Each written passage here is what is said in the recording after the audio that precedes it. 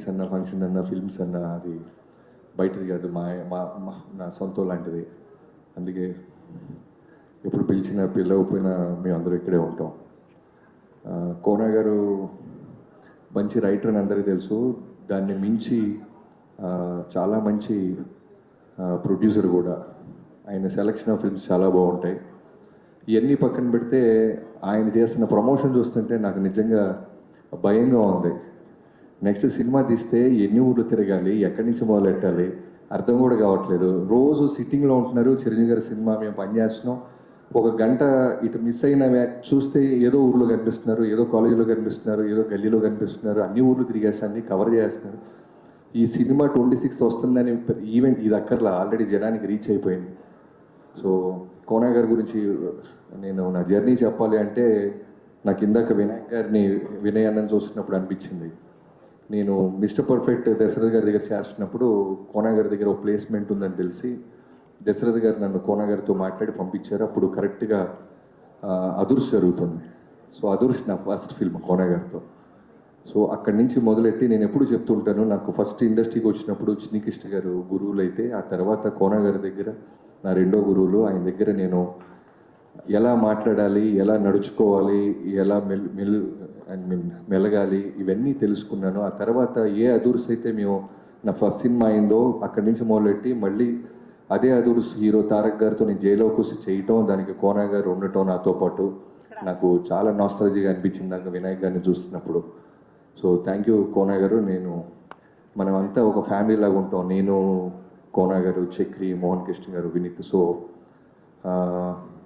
నాకు బాగా గుర్తు, జైల్లో కూసి అయితే మేము టీం పక్కాగా ఉండటం వల్ల నాకు తెలిసి 15 రోజుల్లో ఫస్ట్ హాఫ్, 16-17 రోజుల్లో సెకండ్ హాఫ్ రాసి బౌండ్ స్క్రిప్ట్ వెళ్ళి డైరెక్షన్ చేయటం జరిగింది. సో అంత సింక్లో ఉంటాం.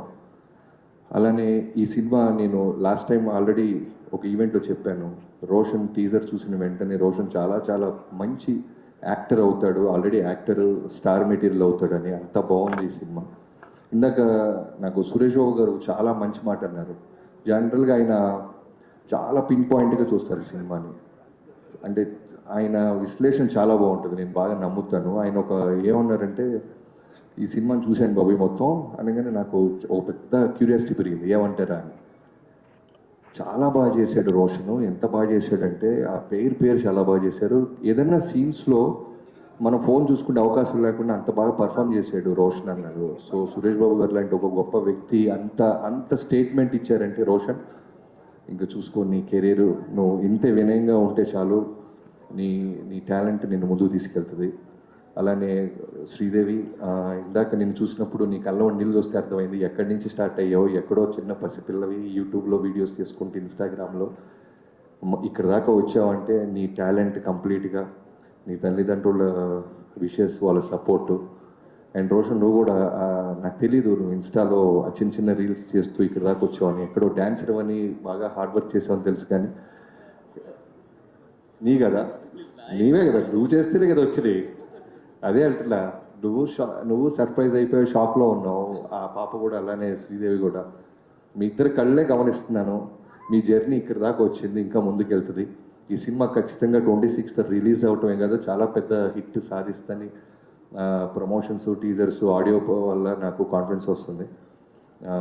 డైరెక్టర్ ఫస్ట్ సినిమా అయినా సరే కోనగారి సతీష్ తమ్ముడు, నువ్వు కోనగారి చేతుల్లో పట్టడం చూసేవా సినిమాని. నేను ఎప్పుడు ఒకటే ఫీల్ అవుతాను, నాకు ఇప్పుడు 6 సినిమాలు చేశాను.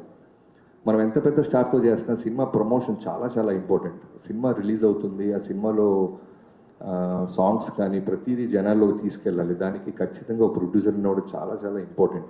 సినిమాకి డబ్బు పెట్టేవాడే కాదు ప్రొడ్యూసర్, సినిమాని జనాల్లోకి తీసుకెళ్లేవాడు అసలైన ప్రొడ్యూసర్.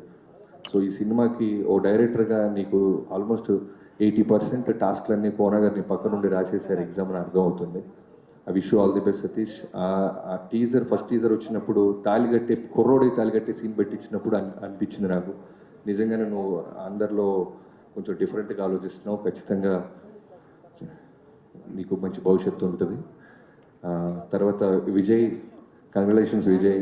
ఎప్పుడు చెప్తుంటాను, మంచి ఆడియోస్ ఇస్తుంటావు. ఈ సినిమాకి కూడా, సినిమా ఎప్పుడు జనాల్లోకి వెళ్ళేది ఫస్ట్ ఆడియోనే.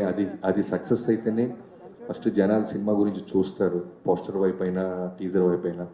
సో మొన్న బాస్ కూడా చాలా బాగా చేశాడు ఈ అబ్బాయిని, ఆయన అడిగి సాంగ్స్ మరీ చూశారు. నేను చిరంజీవి గారి దృష్టిలోకి వెళ్ళి అంత బాగా నచ్చినాయి ఆయనకి కూడా. I wish all the best Vijay.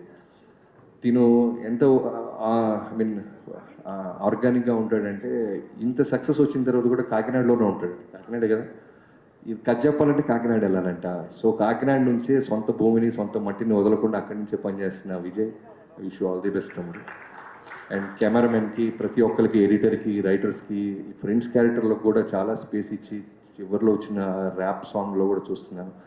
అలానే ఏవిఎస్ గారి పాపకి మేడం, నేను ఎప్పుడో ఒక ఆర్టికల్ చూశాను, మీరు మీ నాన్నగారికి హెల్త్ ఇష్యూ ఉంటే, మగపిల్లలు ఎలా ఆలోచిస్తారో నాకు తెలియదు కానీ ఆడబిడ్డ ఉండి మీరు వచ్చి మీ నాన్నగారికి లివర్ ట్రాన్స్ప్లాంటేషన్కి మీరు ఆర్గన్ డొనేట్ చేశారు. మిమ్మల్ని కలుసుకోవటం చాలా ఆనందంగా ఉంది. హ్యాట్స్ ఆఫ్ టు యువర్ తండ్రిని. నిజంగా నాకు కూడా కూతురు ఉంది, చాలా ప్రౌడ్గా ఉంటుంటుంది. మగపిల్లలు అయితే నాతో సహా మేము మా నాన్న ఏం తెచ్చాడు, బొమ్మలు ఏం తెచ్చాడు అని ఆలోచిస్తుంటాం తప్ప, ఆడపిల్లలు బంగారు తల్లులు. థ్యాంక్ యూ సో మచ్ మీ మీ మీ మంచితనానికి, మీ నాన్నగారిని ప్రేమించిన. సో ఇంకేమైనా మర్చిపోతే క్షమించండి. ఆ బెక్కం వేణుగోపాల్ గారికి ముందు మీ దగ్గర నుంచి మొదలైందంట ఈ సినిమా. ఇలాంటి మంచి సినిమాని కోన గారి దాకా తీసుకెళ్ళినందుకు మీకు కూడా చాలా థ్యాంక్స్. అండ్ పేరు పేరున యాక్టర్స్ అందరికీ, యోగిత గారికి, అందరికీ పేరు పేరున, అలానే ఈ సినిమాలో చేసిన సుమా కనకాల గారికి, ప్రమోషన్లో భాగమైన సుమా కనకాల, అండ్ ముఖ్యంగా కోన వెంకట గారు డాటర్స్ పేరు మీద ఈ సినిమాని ఫస్ట్ టైం స్టార్ట్ చేశారు. I wish you all the best sir. ఖచ్చితంగా లక్ మీకు, వాళ్ళ లక్ కూడా మీకు కలిసి వస్తుంది. ఎవరైనా